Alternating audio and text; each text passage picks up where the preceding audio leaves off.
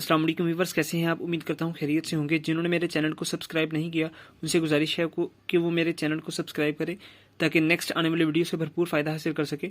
और आज इंशाल्लाह हम स्टडी करेंगे about organelle and cell level.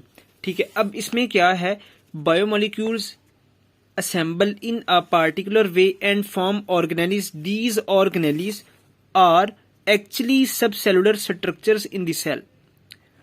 अब ऑर्गेनेलीज क्या हैं?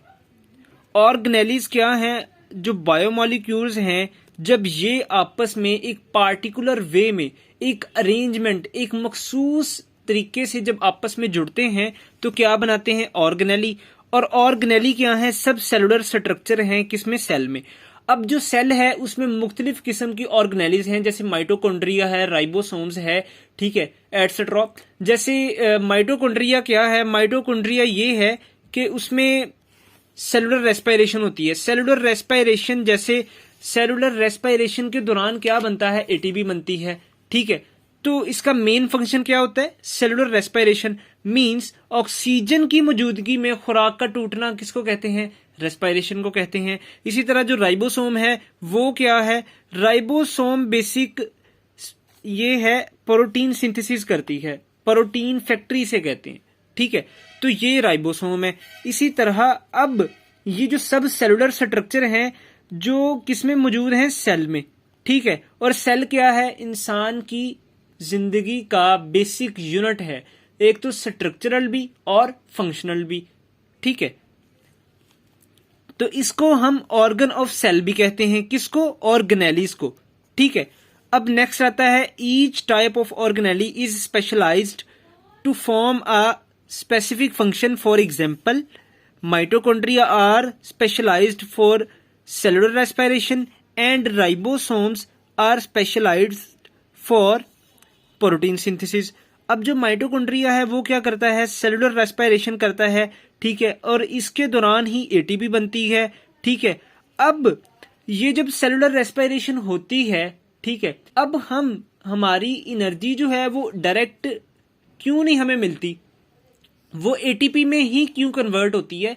वो एटीपी में इसलिए कन्वर्ट होती है ताकि अगर फर्ज करें एक जब ग्लूकोज का मॉलिक्यूल टूटता है तो उससे 36 तकरीबन एटीपी बनते हैं। ठीक है, अब हमें जरूरत है 6 एटीपी की। तो क्या होगा, जो 36 एटीपी हैं उसमें से 6 एटीपी हमें मिल जाएंगे और जो 30 है वो उसी तरह स्टोर हो जाएंगे।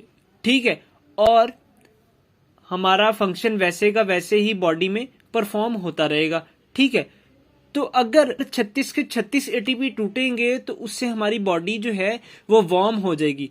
ठीक है, और अगर इंसान की बॉडी का टेम्परेचर 38 से अबव चला जाए, ठीक है, मींस 40 से 45 के राउंड अबाउट चला जाए, तो क्या होता है? इंसान की बॉडी के एंजाइम्स डीनेचर हो जाते हैं। ठीक है, जब वो डीनेचर होते हैं तो उनके डीनेचर होने से क्या होगा जनाब? इंसान की डेथ हो सकती है। ठीक है, अब नेक्स्ट क्या आता है? राइबोसोम। तो राइबोसोम किसको कहते हैं? प्रोटीन फैक्ट्री को।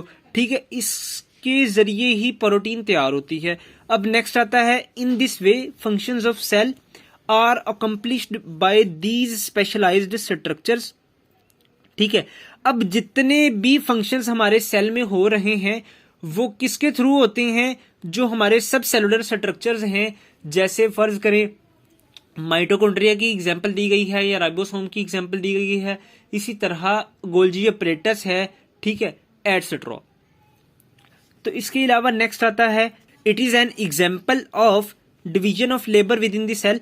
अब सेल के अंदर हर एक ऑर्गेनेली का एक अपना मखसूस फंक्शन है। ठीक है, जैसे राइबोसोम प्रोटीन फैक्ट्री है, माइटोकॉन्ड्रिया जो है वो सेलुलर रेस्पिरेशन करता है। ठीक है, इसी तरह हर एक ऑर्गेनेली का अपना एक मखसूस फंक्शन है। ठीक है, अब नेक्स्ट आता है, in case of prokaryotes and most protists the entire organism consist of a single cell.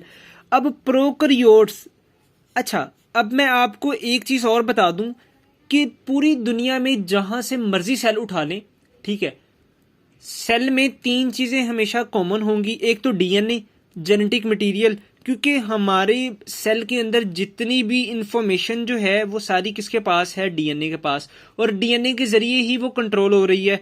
दूसरी क्या चीज कॉमन होगी? Cell membrane. ठीक है, जो कि सेल की बाउंड्री है, और तीसरा साइटोप्लाज्म जिसमें ऑर्गेनेलीज एम्बेडेड हैं, चाहे वो प्रोकैरियोट है चाहे वो यूकैरियोट है। इन सब में तीन चीजें कॉमन होंगी, क्या क्या? डीएनए, सेल मेम्ब्रेन और साइटोप्लाज्म। ठीक है, अब जो है प्रोकैरियोट, प्रोकैरियोट किसको कहते हैं? जिसमें जो है प्रोमिनेंट न्यूक्लियस ना हो, ठीक है, हम उसे प्रोकैरियोट कहते हैं। अब कह रहा है कि अगर हम प्रोकैरियोट की बात करें, एंड मोस्ट प्रोटिस्ट, प्रोटिस्ट किसको कहते हैं? ये एक जंक ड्रॉर है, ऐसा जंक ड्रॉर है, ऐसा कचरादान है। फंजाई, प्लांट्स, एनिमल्स में जो चीज ना फिट हो रही हो वो हम किस में डालते हैं? मोस्ट प्रोटिस्ट में डालते हैं। ठीक है, अब जितने भी प्रोटिस्ट हैं, चाहे वो यूनिसेलुलर हैं चाहे वो मल्टीसेलुलर हैं, वो क्या है? यूकैरियोट्स है। ठीक है, the entire organism consist of a single cell. ये किस पे मुश्तमिल होते हैं? एक सेल पे। ठीक है, और इन केस ऑफ मोस्ट फंजाई, अगर हम फंजाई की बात करें तो ये मोस्टली मल्टी सेलुलर हैं एक्सेप्ट यीस्ट। ठीक है, यीस्ट यूनिसेलुलर है, बाकी जितनी भी फंजाई है, क्योंकि फंजाई में ही यीस्ट आती है। ठीक है, और यीस्ट की बहुत ज्यादा टाइप्स हैं, तो इसलिए जो फंजाई है वो क्या है? मल्टी सेलुलर है। All animals and plants the organisms consist of trillions of cells, तो ये बहुत ज्यादा सेल्स पे मुश्तमिल होती है। This is all about organelle and cell level.